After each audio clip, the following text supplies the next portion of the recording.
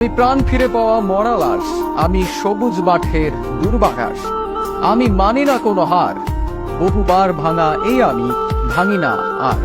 হারকে করি সংহার, আমি নেইমার, দমে যাওয়া থেমে যাওয়ার সময় নেই আমার। ভেঙেছে মাজা, তবুও সোজা হয়ে দাঁড়িয়েছেন। পায়ের ভাঙা হার নিয়েও কত নিপুণ ফুটবল শিল্প এঁকেছেন। কিংবদন্তি বনে যাওয়ার পথে হোঁচট খেয়ে বনে গেছেন মাঠের অভিনেতা, একজন সত্যিকারের অভিনেতা, যে গত 5 বছরে 17টি বড় ইনজুরি নিয়েও আবার মাঠে ফিরে আসেন, যার আহত পায়ের গোলে দর্শক মাতে চিৎকারে।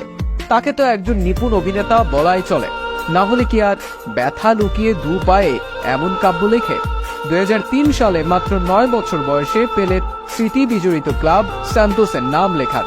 বিভিন্ন মর্যাদাক্রম অতিক্রম করে তিনি মূল দলে নিজের জায়গা করে নেন। তিনি সান্তোসের হয়ে প্রথম আবির্ভাব করেন 2009 সালে।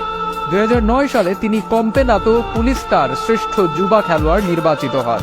পরবর্তীতে সান্তোসে 2010 কম্পেনাতো পুলিস্তা জয় করেন। 2010 সালে কোপা দা ব্রাজিলে 11 গোল করে সর্বোচ্চ গোলদাতা পুরস্কার পান।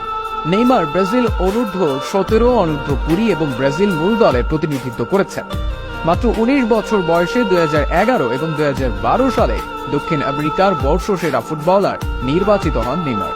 2013 মৌসুমে সান্তোসের সঙ্গে গাঁটছড়া ছিন্ন করে যোগ দেন স্বপ্নের ক্লাব বার্সেলোনায়। 57 মিলিয়ন ইউরো ট্রান্সফার ফিতে নেইমার বার্সেলোনার সঙ্গে 5 বছরের চুক্তি করেন। 2015 সালে ফিফা ব্যালন ডিওরের জন্য 3 জনের সংক্ষিপ্ত তালিকায় জায়গা পান নেইমার, যেখানে তিনি মেসি ও রোনালদোর পরে তৃতীয় হন। 2018 সালে ট্রান্সফার ফি রেকর্ড করে 220 মিলিয়ন ইউরোতে বার্সা থেকে নাম লিখিয়েছেন ফ্রান্সের ক্লাব পিএসজিতে।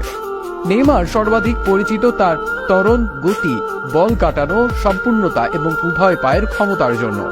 তার খেলার ধরন তাকে এনে দিয়েছে সমালোচকদের প্রশংসা, সাথে প্রচুর ভক্ত, মিডিয়া এবং সাবেক ব্রাজিলীয় ফুটবল রোনালদিনহোর সঙ্গে তুলনা। ব্রাজিলের হয়ে সর্বকালের দ্বিতীয় সর্বোচ্চ গোল করা এই ফুটবলারের ক্যারিয়ার বর্ণনা করা যতটা সহজ, ততটাও সহজ নয় তার পথ চলা।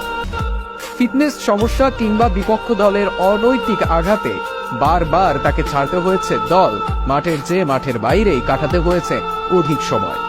সবকিছু ছেড়ে যুদ্ধ করে যখন নেইমি আবারও ছন্দে ফেরেন, তখনই আবার ইনজুরি নামক রাক্ষস তার সামনে দাঁড়ায়। তবে প্রতিকূলতাকে প্রতিরোধ করে নেইমারের লড়াই চলছে নিজেকে অনন্য উচ্চতায় নেওয়ার প্রস্তুতি।